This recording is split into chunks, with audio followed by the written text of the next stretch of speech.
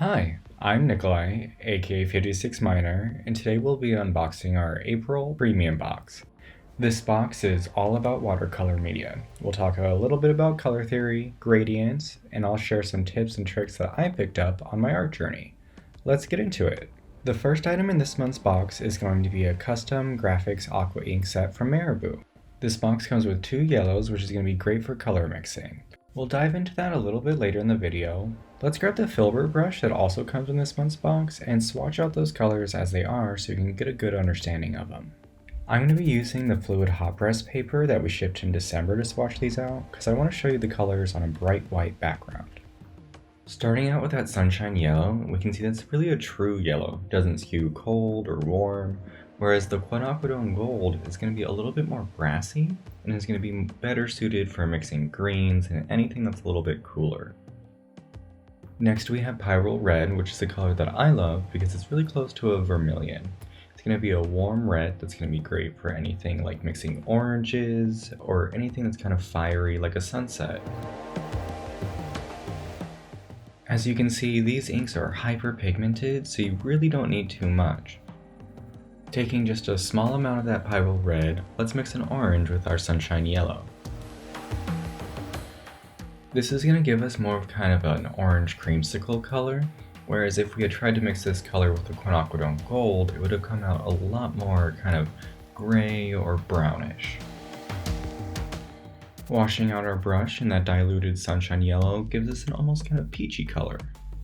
The next item in our box is going to be the Ecoline Brush Marker in Chartreuse.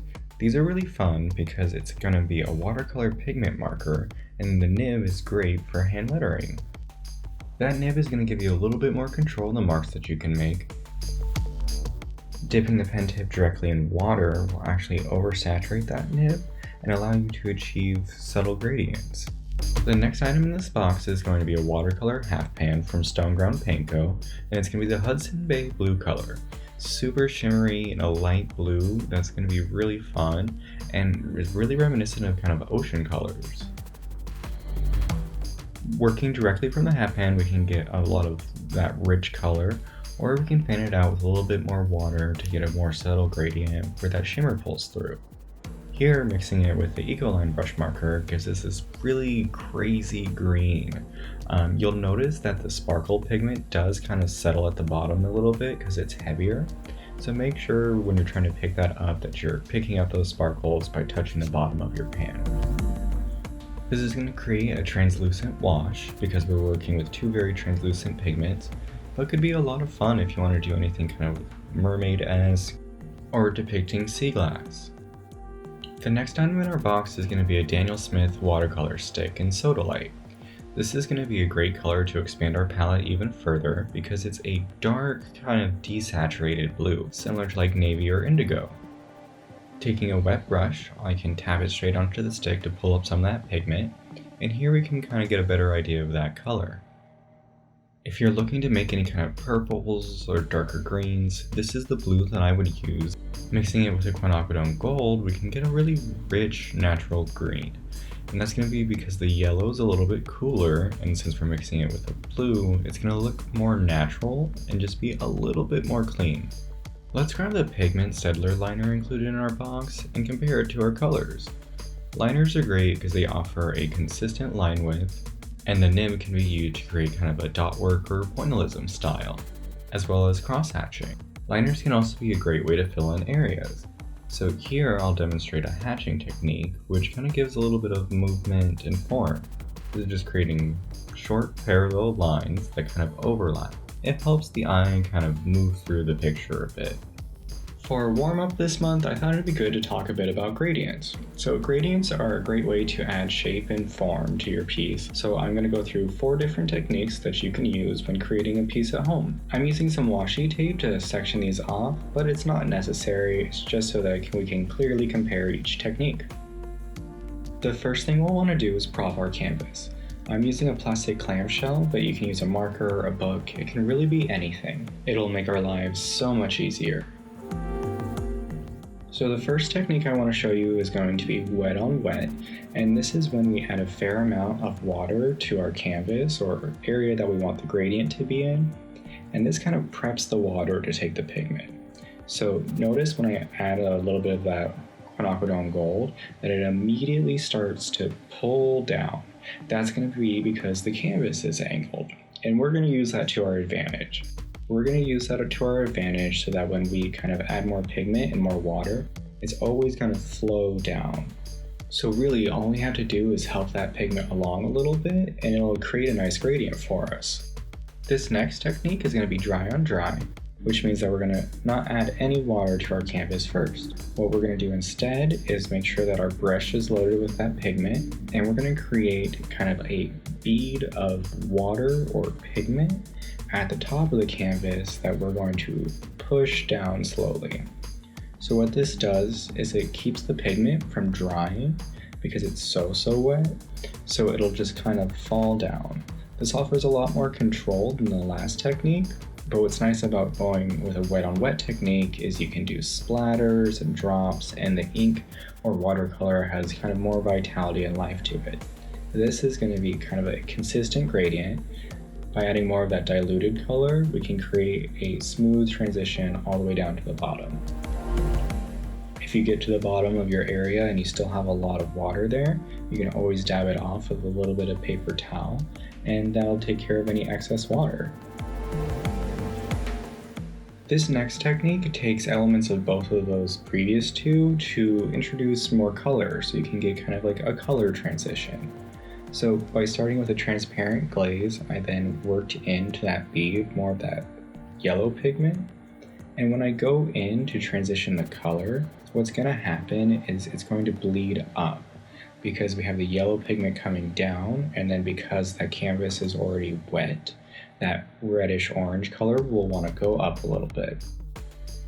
You do have to work fairly quickly when doing a color transition like this because you don't want any area to dry too much, especially if you have to go and smooth out some of those transitions. Because we're using transparent pigment, we're never going to get a fully opaque block in, but by going over it and doing multiple layers, you can darken it up quite a bit. This next gradient technique is going to be specific to the Ecoline brush marker. These markers are great because you can actually dip the marker tip directly into pigment. So I'm going to add some of that Pyrrole red to our canvas, and then taking the marker, I'll dip it into that red ink and then work it down in a back and forth motion to kind of blend it into like oranges. And then when it gets to the bottom, I'll actually dip the marker in some water so that we can do some more transparent yellows. And there we have it, 4 different ways to create gradients. If you're unsure of what to work on this month, try creating a sunset piece. The final item in this month's box is going to be the Magnani accordion notebook. These are really fun because unlike a typical sketchbook, the pages are attached. They're really awesome if you want to explore any kind of graphic novel elements, or if you want to create a series of similar illustrations. It's really up to you, but either way, the cotton paper is super absorbent and perfect for watercolor media. So the last couple of months we focused on light and form, so I thought it'd be fun to focus more on shape and color this month. I'm going to create a simple illustration depicting a peach branch, and I'm going to do it by creating some basic shapes and really focusing on color. So I'm going to start by roughing in just some general shapes with a basic pencil. This will give me a roadmap of where the illustration will go. The sketching process is definitely where you can experiment, and there aren't any rules, so take your time. Just don't go too dark because you will erase the lines if you're following along. This is definitely the problem-solving phase, so take your time, and once you're happy, you can erase any unnecessary lines. I'm going to start by laying in a transparent wash for the peaches. I'm going to do that by mixing the Pyrrole red and that sunshine yellow to get a really nice orange. The trick with watercolor is to layer your colors intentionally. So while that orange dries, I'm going to go in with the Ecoline marker and use it to add some vibrancy to those leaf tops.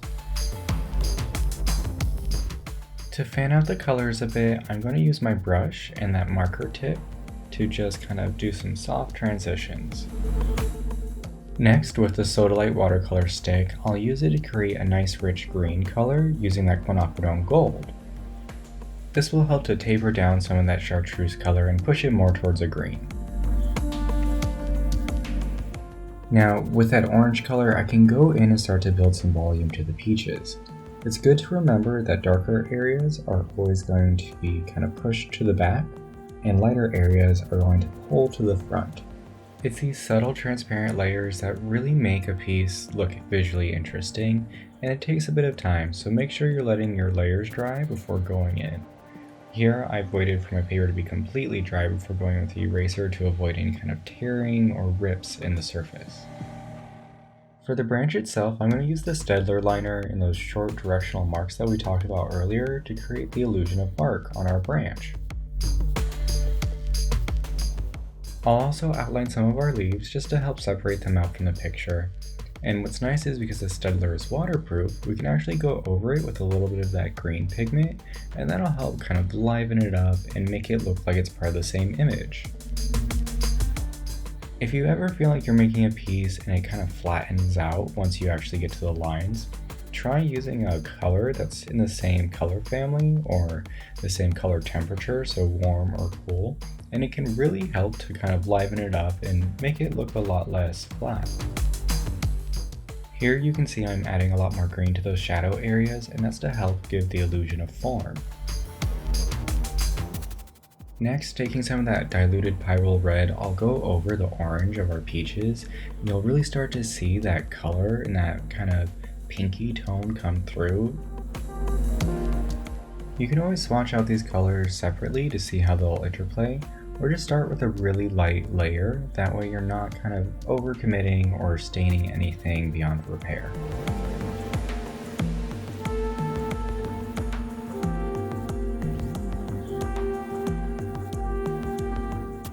If you do end up putting too much pigment down on the canvas, there are some things that you can do to try and save it. The first is going to be blotting with a paper towel just to absorb that pigment. You can also add more water to the area to kind of dilute it out, but you will need to work quickly because once it's dry, there's no going back.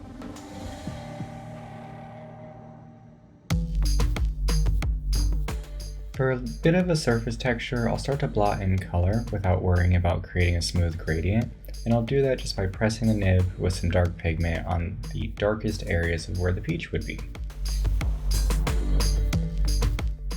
I do need to darken up some of those shadows though, so what I'm going to do is take a bit of that Sodalite, mix it with the green, and then add a little bit of that orange wash to it.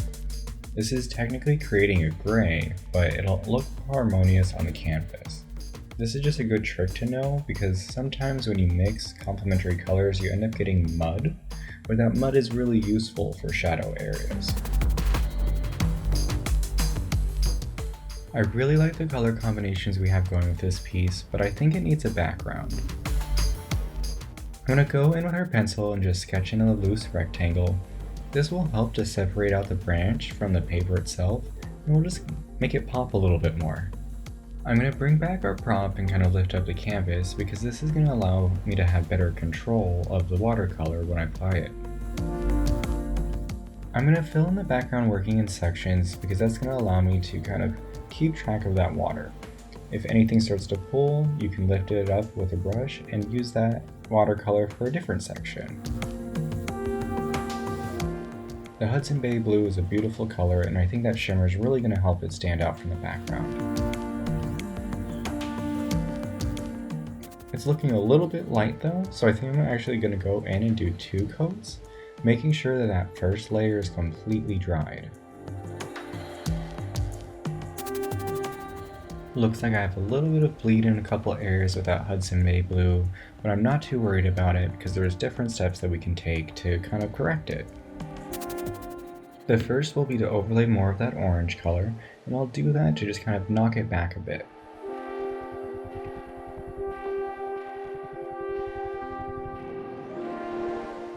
Another option that we used when we worked on the leaves is to incorporate it into other areas of our piece.